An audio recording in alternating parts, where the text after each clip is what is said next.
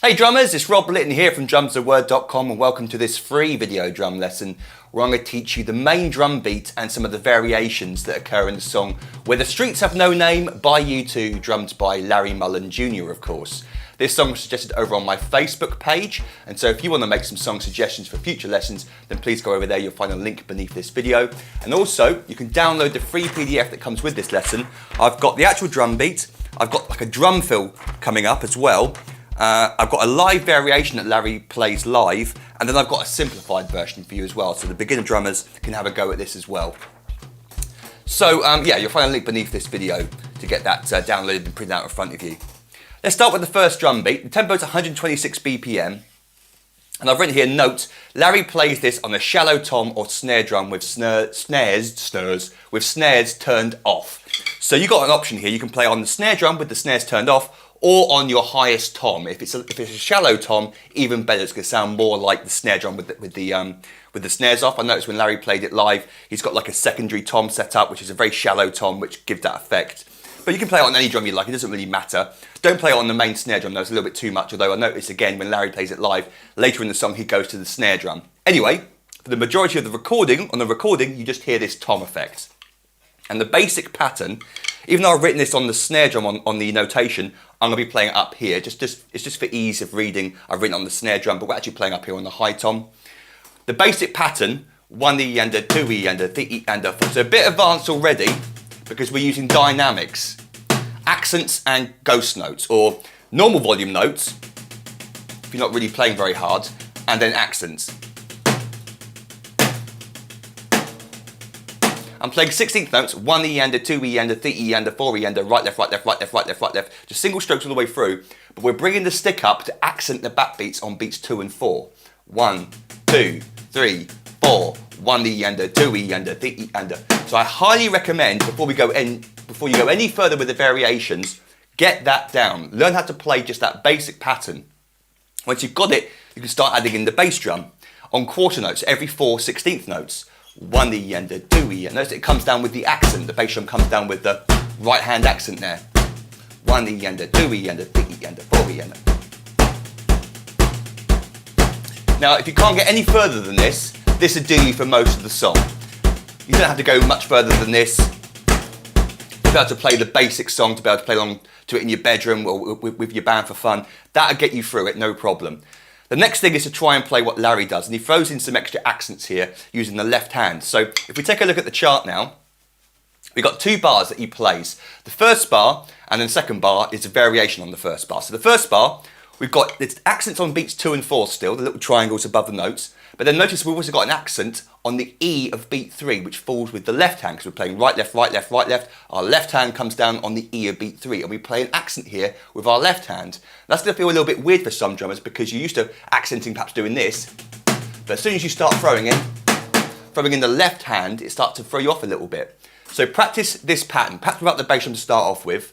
1 E and a 2 E and a 3 E and a 4 E and a. Even slower. 1 E and a 2 E and a 3 E and a 4 E and a 1 E and a 2 E and a 3 E and a 4 E and a. It becomes trickier when you add the bass drum in, because you're going to see how the bass drum interacts with the accent on the E of 3. The bass drum comes just before it.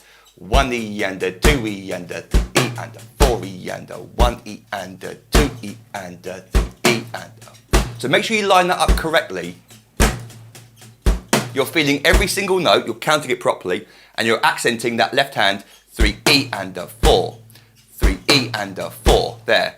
1 E and a 2 E and a 3 E and a 4, 1 E and a 2 E and a 3 E and a 4, 1 E and 1 E and a 2 E and a 3 E and a 4, 1, 2, 3 E, 4, 1, 2, 3, 4.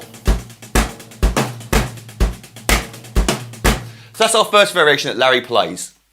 The second bar is what he does most of the time live, and also you hear it a lot of times on the recording. We get an extra snare drum note on the and of beat 4, so 2 right hands at the end. 1 E and a 2 E and a 3 E and a 4 and. It's exactly the same as the previous bar, we're playing 4 and at the end. Right, right, 2 accents with the right hands.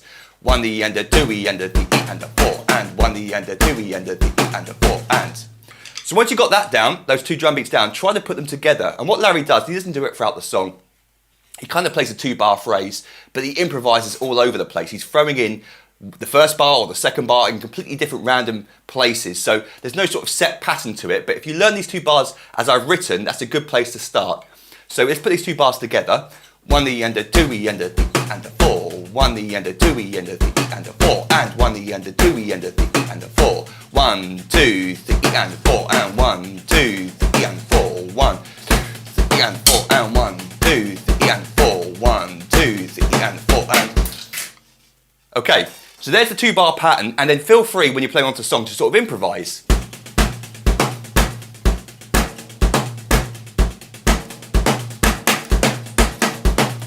In fact, that example there is what we're going to go on to next.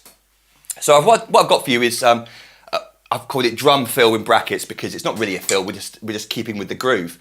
And this you can hear it clearly on the recording at 1:59. Later in the song, again, he improvises. He does a lot of this, by the way, before we move on to the next example. Where just before a crash on every 4 or 8 bars, usually every 8 bars or so, every 16 bars, but when you go into a new section, he sort of builds up the tom. So we get a lot of that where we're just building up. But anyway, this first fill that occurs at 1:59 I've written for you is the example where he plays the two bars I've written. It's basically the end of the second bar at the top. You know, the 3 E and a 4, and just repeated for beat 1, 2, beat 3 and 4, beat 1, 2, beat 3 and 4. So we get 1 E and a 2, and 3 E and a 4, and 1 E and a 2, and 3 E and a 4, and 1 E and a 2, and 3 E and a 4, and 1 E and a 2, and 3 E and a 4, and 1 E and a 2, and so he sort of loops that round a few times. So if we build up to it, 1 E and a 2 E and a 3 E and a 4, 1 E and a 2 E and a 3 E and a 4, and 1 E and a 2, and 3 E and a 4, and 1 E and a 2, and 3 E and a 4, and 1, 2. So you can see how I played the whole 2 bars there, leading into a crash. So that's how he usually plays it on the recording. And like I said, he does improvise with it. He doesn't play that pattern every time. Sometimes it's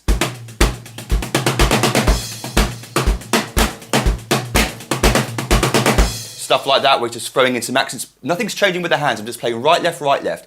And for you more advanced drummers out there, you're going to find this a little bit easier than most, where you're sort of just building up the hands in volume, and feel free to improvise with that kind of stuff. It's cool. So before we move on to the live variation, let's go back a step. I'm now going to play for you, just so you can hear it without me waffling over the top and you can hear just the drums. Bars 1 and 2 of the drum beat, looped around a few times, up to speed. Here we go.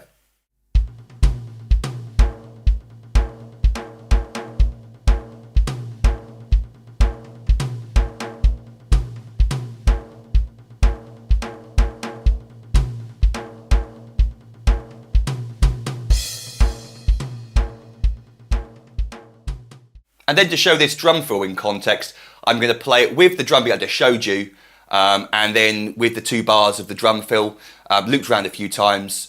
Here's what that sounds like up to speed.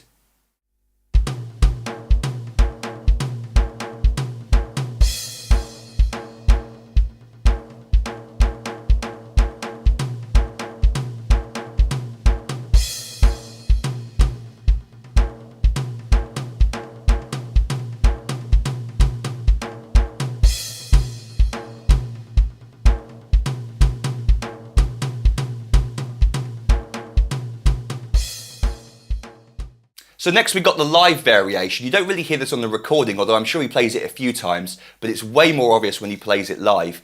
What he does here with this example is, it's just we're looking at the extra accent on the of beat 1, just before beat 2. That's the only difference here.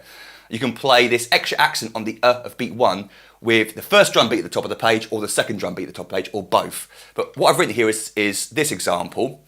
1 E and a 2. So you get ready with the 2. We've got a left right going into the snare drum, going into the accent on 2, 2, left right. 1 E and a 2. So get ready with that. 1 E and a 2, E and a 3, E and a 4, and 1 E and a 2, and it just sort of lands into beat 2 a bit more powerfully.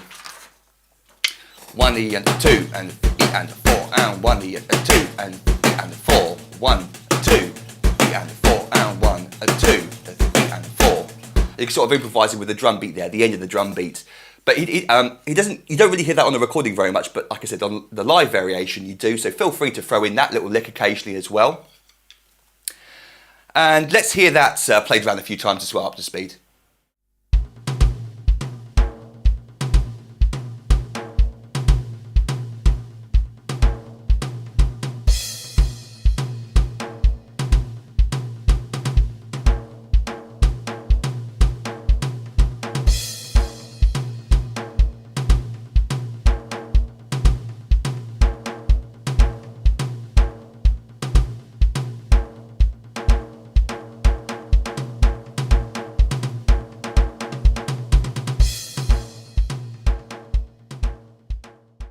And then finally, I've got a simplified version to play. It's not going to sound exactly the same. If you can't play 16th notes, right, left, single strokes with accents and dynamics, then this is the alternative for you. It's sort of the next level down.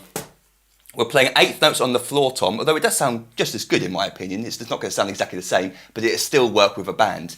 We're playing the floor tom on 8th notes, 1 and 2 and 3 and 4. So no 16th notes. We're not playing single strokes, right, left, we're just playing 1 and 2, and with the bass drum on 1, 2, 3 and 4. 1 and 2 and 3 and 4 and then we play the accent in the same places with the left hand. 1 and 2 and 3 and 4 and 1 and 2 and 3 and 4 and. The only difficult bit is working out where the left hand goes with the right hand. Is it on the right hand or is it in between the right hand? So for beats 2 and 4 and the and a 4, we're playing with the right hand, but it's that surprise little accent on the E of beat 3 that falls in between the right hand. 3 E and 3 E and. So without the bass drum underneath, 1 and 2 and the E and 4. Let's play on the snare drum so you can hear it clearly. 1, 2, 3 and 4 and 1, 2, 3 and 4. 1, 2, 3 and 4 and 1, 2, 3 and 4. 2, 3 and 4 and 1, 2, 3 and 4. 1, 2, 3 and 4 and 1, 2, 3 and 4. So like I said, it doesn't sound exactly the same as the recording, but that'll get you through the song as well. So finally, let's hear that played round a few times up to speed as well.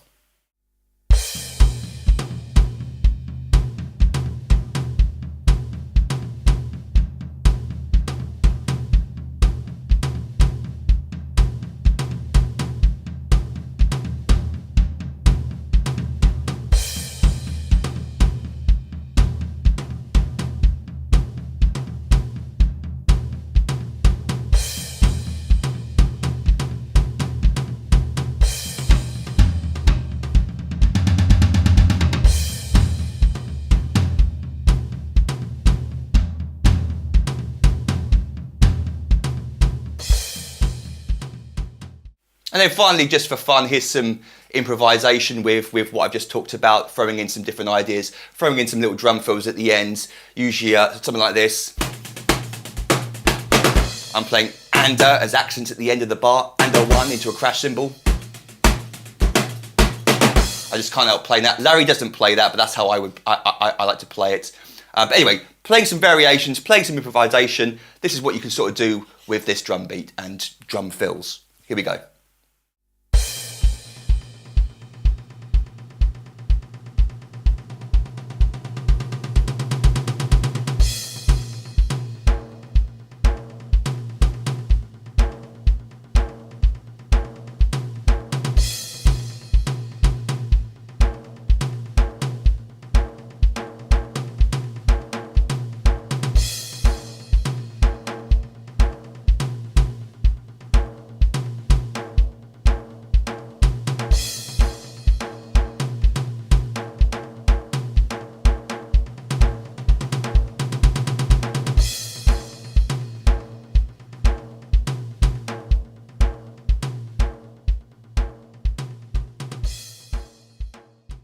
So if you've got any questions about any of that, feel free to email me, rob@drumstheword.com, and I'll be happy to help.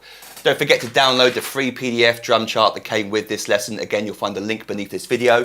Go over to my Facebook page. That's the best place to make song suggestions so other followers can vote on them. I usually post a post every couple of months or so where I ask my followers what they want in the next coming months for the drum lessons, and then other drummers on the page get to vote on it, and the most popular, usually the ones I choose. So you can go over to my Facebook page, you'll find a link beneath that video, or just type in Drums the Word into Google and you'll find me. And then you might also consider signing up to become an online member at drumstheword.com, which is really what I do these lessons for. Currently, for $97, I give you a full year's online access to the whole website, giving you access to every single full song lesson I've ever recorded. That's a song lesson where I teach you the song from start to finish, every single note. You get the full PDF drum chart. Unlike this lesson where I just taught you like little bits, I've got over 300 famous and popular songs, including, I think, about 4 or 5 other U2 songs where I teach you a song from start to finish on the website already. So like I say, over 300 of those. Then when you sign up for that $97, I give you access to hundreds of other freebie videos containing or teaching you many, many famous drum beats, fills, and even drum solos as well. I give you 3 PDF books I've written over the years containing hundreds more famous drum beats, drum fills, and drum solos.